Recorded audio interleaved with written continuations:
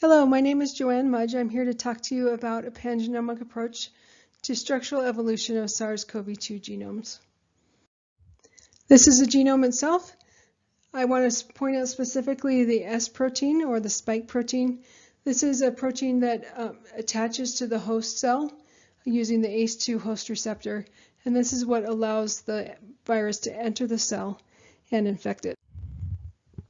So we use a pangenomic approach. This avoids costly pairwise comparisons or multiple sequence alignment methods, as well as bias if you align each of your genomes back to a reference.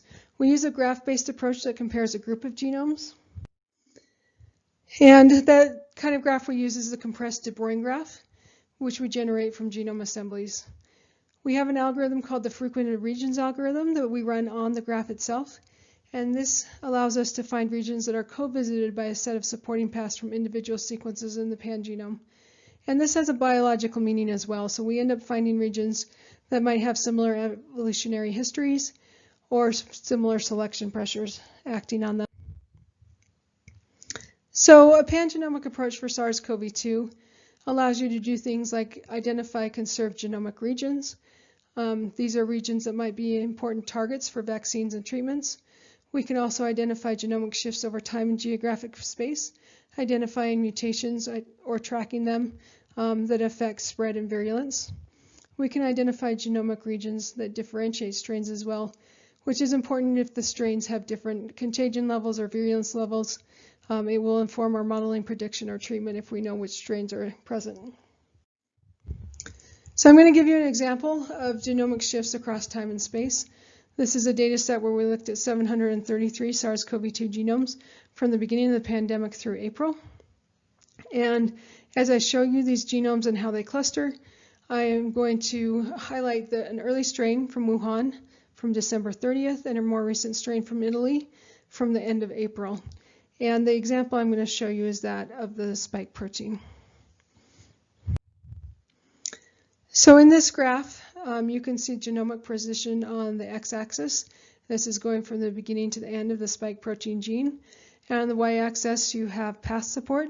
So that tells you how many of the genomes are sharing the particular FR that was found in the Wuhan strain if it's blue, or in the Italian strain if it's red.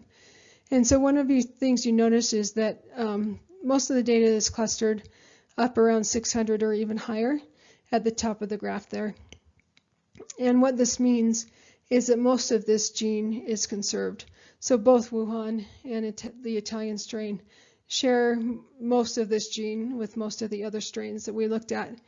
And we do know that the SARS-CoV-2 genome is one of the few RNA viruses that has a proofreading mechanism, and that allows it to be a little bit more stable on a genomic level.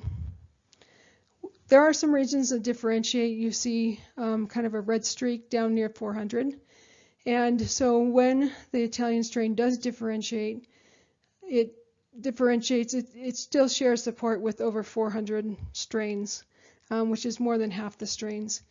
The Wuhan, on the other hand, only shares it with about a third of the strains when it does differentiate from the main track that most everything shares. One other thing I want to point out here is near the end of the gene, probably about 24,800 and on, you get a lot less noise in the 200 and 400 tracks. And so what this is saying is that these are regions where there's probably more, even the Wuhan strain as well as the Italian strain is even more conserved in this region. So this might be a good target for using for your vaccine. You want to probably target multiple regions across the genome and from multiple genes to provide multiple antigens, because this will keep your vaccine more stable. I want to highlight the D614G mutation.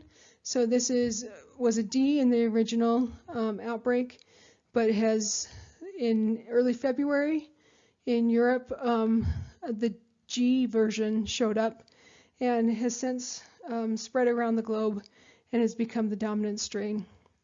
So this mutation has been accused of increasing contagion as well as increasing virulence.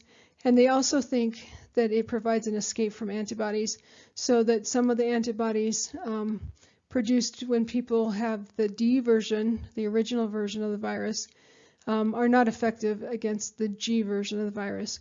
All of these are very preliminary, and so we need to do more work to be able to tell if any of these are actually true. But we have been tracking this mutation quite a bit. And so this is similar to the graph we showed at the beginning, except we don't have the Italian strains on here. So all of these lines you see here are regions, or frequented regions, or FRs.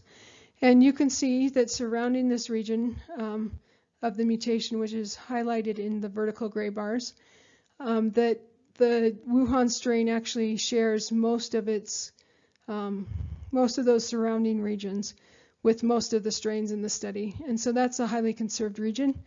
But within the actual mutation region itself, it only shares things with about 200 strains. And so this reflects the genomic shift that is occurring, where most of the early strains had the D version, but now the predominant strain is the G version. And we can scan the genome and look either visually or using algorithms to look for regions where genomic shifts are happening, such as the region shown here, or where there's high conservation that we might want to target for vaccines or treatments. Our future plans are to implement machine learning to be able to relate FRs and their underlying genomic regions to phenotypes such as patient outcomes to see what genomic regions are driving those outcomes. And I want to say thank you to the people involved, as well as the funders and those people who have donated the genomes. Thank you.